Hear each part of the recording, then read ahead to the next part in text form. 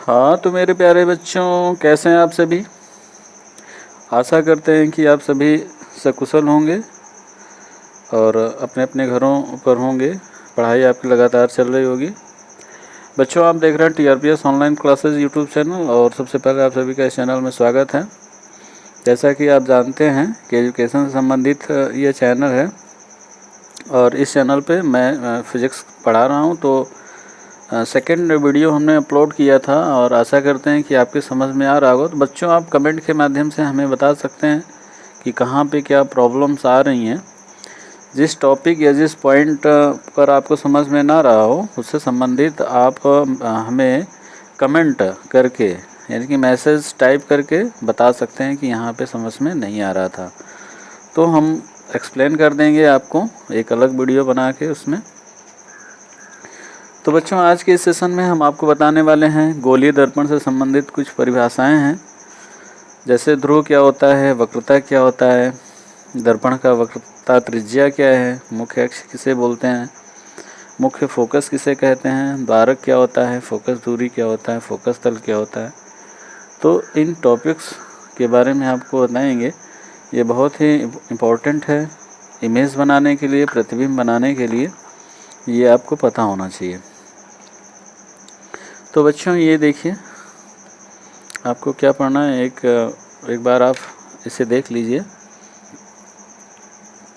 तो ये गोलीय दर्पण से संबंधित परिभाषाएं, जिसमें आपको हम बताएंगे ध्रुव क्या होता है, वक्रता केंद्र, ध्रुव को इंग्लिश में बोलते हैं पोल, वक्रता केंद्र सेंटर ऑफ कर्वेचर, वक्रता त्रिज्या रेडियस ऑफ कर्वेचर, मुख्य अक्ष प्रिंसिपल एक्सिस, मुख्य फोकस प्रिंसिपल फोकस, द्वारक अपर्चर, फोकस दूरी फोकल लेंथ, फोकस तल को इंग्लिश में बोलते हैं फोकल प्लेन, और सबसे लास्ट में आपको बताएंगे अभिलंब। ये भी ज़रूरी होता है, जान जाएंगे तो अच्छा ही रहेगा आपके लिए। इसको नॉर्मल बोलते हैं इंग्लिश में। तो वन बाय वन हम डिस्कस करने जा रहे हैं। आपको करना क्या है, घर पे बैठ के वीडियो को देखना है, समझ में अपने आप आपको आता जाएगा। और आप चाहें तो एक अच्छा सा नोट्स भी बना सकते हैं। तो सबसे पहले हम ध्रुव की बात करेंगे। तो ध्रुव क्या होता है, आपको चित्र भी बना के हम दिखाएंगे। तो बच्चों, पहला जो टॉपिक है, बिंदु है, जिसके बारे में आपको जानना है, ध्रुव। तो दर्पण में जो परावर्तक तल होता है, परावर्तक तल के मध्य बिंदु को दर्पण का ध्रुव कहते हैं। इसे P से निरूपित करते हैं। तो बच्चों, परावर्तक तल क्या होता है, आप सबसे पहले आप जान लीजिए कि जैसे मान लीजिए ये देखिए, दर्पण बनाने का ये मेरा इंस्ट्रूमेंट है। तो ये हो गया हमारा दर्पण, देखिए बन गया। ये इधर हम लेप कर दिए, ये राइट साइड, तो ये हो गया दर्पण। और आपको बता दें कि ये जो परावर्तक तल है, ये लेफ्ट वाला, ये जो परावर्तक तल है, ये इसके मध्य बिंदु की बात करेंगे। इसका मध्य बिंदु कहीं यहाँ पे कहीं होगा। तो जो मध्य बिंदु होता है उसी को क्या बोलते हैं, ध्रुव। इसे P से डिनोट करते हैं। तो ये हो गया ध्रुव। बात करेंगे बच्चों हम वक्रता केंद्र की। तो वक्रता केंद्र क्या होता है, वन बाय वन आप समझते जाएं। तो वक्रता केंद्र की बात करेंगे। तो गोलीय दर्पण कांच के जिस गोले का भाग होता है, उसके केंद्र को गोलीय दर्पण का वक्रता केंद्र कहते हैं। इसे कैपिटल C से निरूपित करते हैं। तो गोलीय दर्पण जिस गोले का भाग होता है, उसे वक्रता केंद्र कहते हैं। तो यहाँ पे आप देख लीजिए, तो गोलीय दर्पण जो है किसी खोखले गोले का भाग होता है। तो यहाँ पे आप देख सकते हैं, इस तरीके से हम आपको बना के दिखा भी दे रहे हैं। तो ये हो गया खोखला गोला। अब इसको हम करेंगे क्या, चाकू लेंगे, ये है चाकू, और फिर इस तरीके से इसको हम काट देंगे। काटने के बाद बच्चों, ये वाला किसी काम का नहीं है। ये जो है, ये पार्ट है, इस पार्ट को हम अलग कर लेंगे। तो ये पार्ट हमारा कुछ इस तरीके से होगा। बच्चों, आप यहाँ पे देख सकते हैं। अब इस पर हम दो प्रकार से बात करें, इसको दर्पण बनाना हो तो लेप ज़रूरी है। चांदी का लेप करेंगे एक पृष्ठ पर और दूसरा जो हमारा परावर्तक पृष्ठ बन जाएगा। और फिर आपको हम बता रहे थे कि वक्रता केंद्र क्या होता है। तो वक्रता केंद्र जो है, ये जो गोला है, ये जो दर्पण है, जिस गोले का भाग होता है, खोखले गोले का भाग होता है, उसका कोई ना कोई केंद्र होगा। तो उसका जो केंद्र है वही क्या होता है, इस दर्पण का केंद्र कहलाता है। तो इसका केंद्र यहाँ कहीं पे होगा, ये देखिए। तो ये हो गया केंद्र।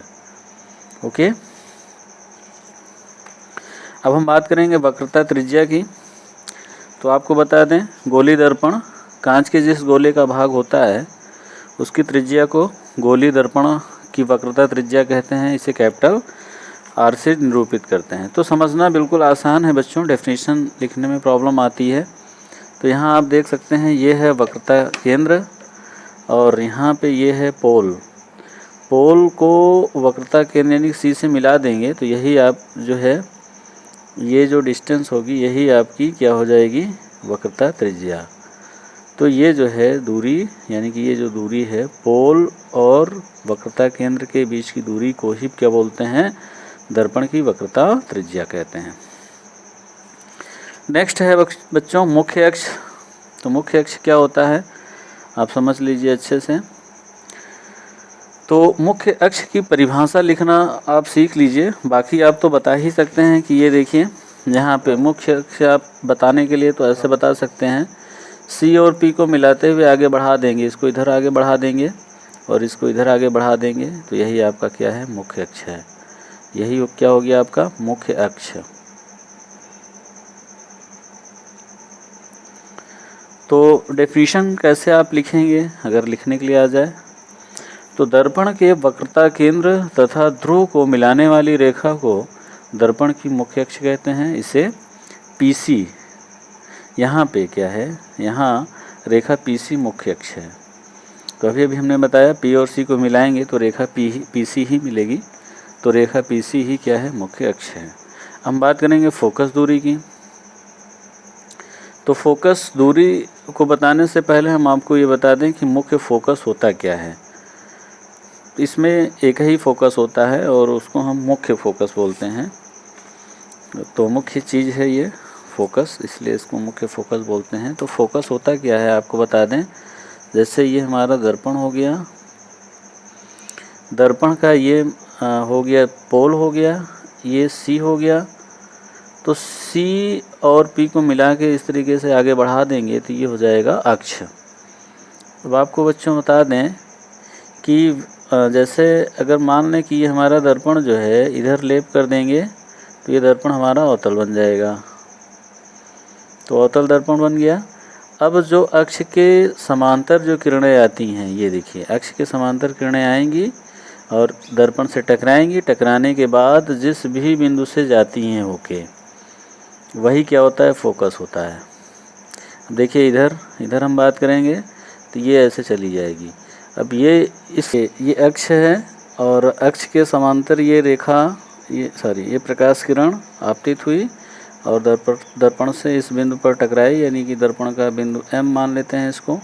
तो टकराने के बाद ये रिफ्लेक्ट होगी यानी परावर्तित होगी। परावर्तित होने के बाद जिस बिंदु से होते हुए जाती है वही बिंदु क्या कहलाता है, फोकस कहलाता है। अगर प्रकाश किरण कुछ इधर से जाए, इधर से आपतित हो, यानी कि इसके समांतर इधर से आपतित हो, तो टकराने के बाद ये फोकस से ही जाएगा, अर्थात परावर्तित होगी और फोकस से ही जाएगी। तो ये आपतित किरण है और ये परावर्तित किरण की बात करेंगे ये। तो परावर्तन के पश्चात जिस बिंदु से जाती है उसे क्या बोलते हैं, फोकस। तो बच्चों एक बात, मुख्य बात बता दें, जो फोकस होता है ये पी और सी के बिल्कुल मिडिल में यानी बीच में होता है। फोकस होता है सी और पी के बिल्कुल मध्य में होता है। अब आगे बता दें बच्चों फोकस दूरी क्या होता है। तो यहाँ पे आप देख सकते हैं, अब हम आपको बताने जा रहे हैं फोकस दूरी क्या होता है। तो बिल्कुल आप देख सकते हैं यहाँ पे ध्रुव तथा मुख्य फोकस के बीच की दूरी को फोकस दूरी कहते हैं। इसे स्मॉल f से प्रदर्शित करते हैं। मुख्य फोकस वक्रता केंद्र तथा ध्रुव के बीच में होता है, ये तो बता ही दिए हैं। तो F बराबर क्या हो जाएगा, जब बीचों बीच होता है, जैसे मान लें ये देखें बच्चों, यहाँ पे आप देख सकते हैं ये है दर्पण है बच्चों। तो दर्पण का अभी अभी हमने बताया कि यहाँ पे मान लेते हैं ये C है, यहाँ कहीं P है, CP को मिलाते हुए आगे बढ़ा देंगे तो इसे H बोलेंगे, और इनके C और P के बिल्कुल मध्य में यहाँ कहीं F है। तो बच्चों आपको बता दें कि F से ध्रुव के बीच की दूरी को ही क्या बोलते हैं, F बोलते हैं, यानी कि फोकस दूरी बोलते हैं। फोकस और ध्रुव के बीच की दूरी को क्या बोलते हैं, फोकस दूरी। ये क्या है, फोकस दूरी है। तो ये जितना होगा उतना ये इधर भी होगा, क्योंकि ये मध्य बिंदु है। तो कहने का मतलब ये आपका होता है R। तो R को अगर हम आधा कर दें, यानी कि R को 2 से भाग करें तो क्या मिल जाएगा, F। और F निकालना हो, R दिया हो तो उसका आधा करिए, और R निकालना हो, F दिया हो तो 2 गुना करिए।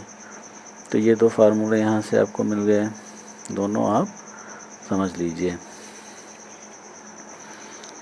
बच्चों अब हम आपको बताएंगे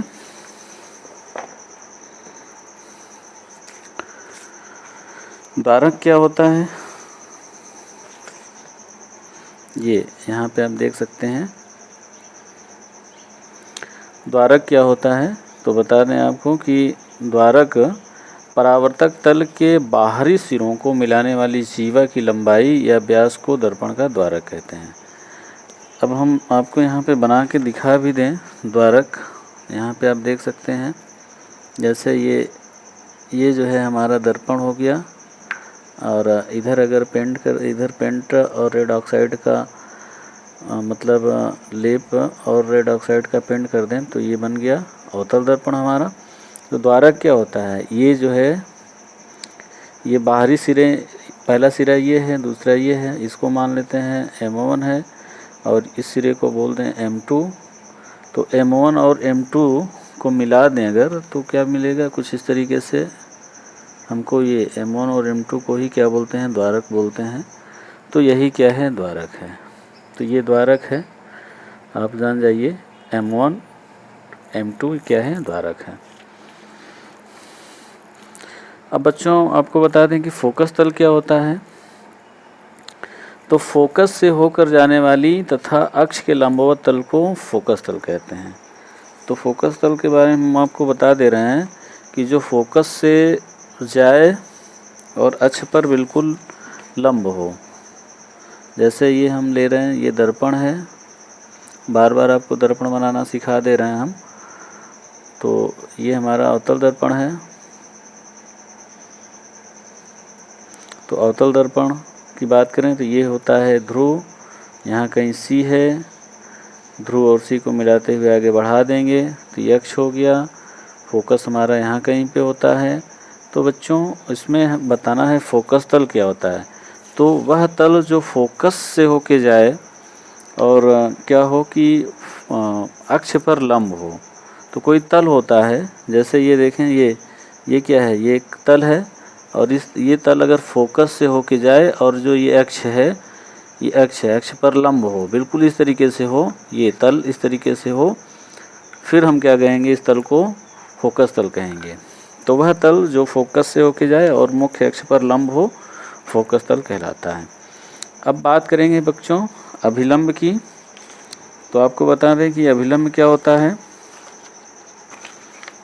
तो बच्चों आप थोड़ा सा अभिलंब के बारे में आपको बता दें, उसके बाद ये टॉपिक यहीं पे समाप्त हो जाएगा, फिर आपको इमेज बनाना हम सिखाएंगे।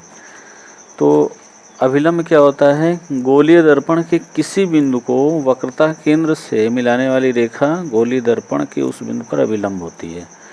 तो आपको बता दें गोलीय दर्पण ये है हमारा, ले रहे हैं ये गोलीय दर्पण है, और इधर हमने पेंट कर दिया, लेप लगाया, देन पेंट किया, तो ये दर्पण हमारा अवतल दर्पण बन गया। ये P है, यहाँ कहीं C है, P और C को मिलाते हुए आगे बढ़ा देंगे हम तो ये अक्ष हो जाएगा। इसमें कहा जा रहा है ये आपका केंद्र है, वक्रता केंद्र है। तो ये हमारा क्या है, दर्पण है। तो दर्पण का ये परावर्तक तल है। तो तल पर किसी भी बिंदु को अगर आप मिलाएंगे, जैसे ये तल है, तल का ये बिंदु M1 है, तो M1 को अगर हम C से मिला देंगे तो ये जो है अभिलंब होगा। तो ये दर्पण का क्या हो जाएगा, अभिलंब हो जाएगा। कोई दूसरा बिंदु लेते हैं, इसका नाम रख देते हैं M2, और M2 को अगर C से मिला दीजिए तो ये भी अभिलंब हो जाएगा। यहाँ पे अगर हम M3 ले लें और M3 को C से मिला दें तो ये भी क्या हो जाएगा, हमारा अभिलंब ही होगा। तो दर्पण ये जो परावर्तक तल होता है, परावर्तक पृष्ठ होता है, परावर्तक पृष्ठ पर कोई भी बिंदु लें और उसको वक्रता केंद्र से मिला देंगे तो अभिलंब हो जाएगा। तो डेफिनेशन समझ में आ रहा होगा बच्चों। और एक बार में अगर आप समझना चाहें तो ये देखिए चित्र कुछ इस तरीके से बना हुआ है, इसमें हम आपको बता दे रहे हैं। ये दर्पण है हमारा। अब लेप अगर हम इधर करते हैं तो अवतल दर्पण हो जाएगा हमारा। मान लेते हैं हम इधर लेप कर दिए, लेप चांदी का लेप, देन रेड ऑक्साइड यानी कि रेड लाल आयरन ऑक्साइड का पेंट कर दिए, तो ये हमारा अवतल दर्पण बन गया। तो अवतल दर्पण का ये ध्रुव हो गया, ये सी हो गया वक्रता केंद्र, और ये फोकस हो गया जो कि सी और पी के बिल्कुल बीचों बीच होता है। तो एफ और पी के बीच की दूरी को फोकस दूरी बोलते हैं, सी और पी के बीच की दूरी को बोलते हैं वक्रता त्रिज्या। और यहाँ कहीं अनंत होता है। तो अनंत पे भी जब इमेज बनाना यानी कि प्रतिबिंब बनाना आपको सिखाएंगे तो इमेज यानी कि ऑब्जेक्ट यहाँ पे रखेंगे, फिर सी और अनंत के बीच में रखेंगे, फिर ऑब्जेक्ट को सी पे रख के बनाएंगे इमेज, फिर एफ पे रख के बनाएंगे। इस तरीके से एफ और सी के बीच में भी रखेंगे।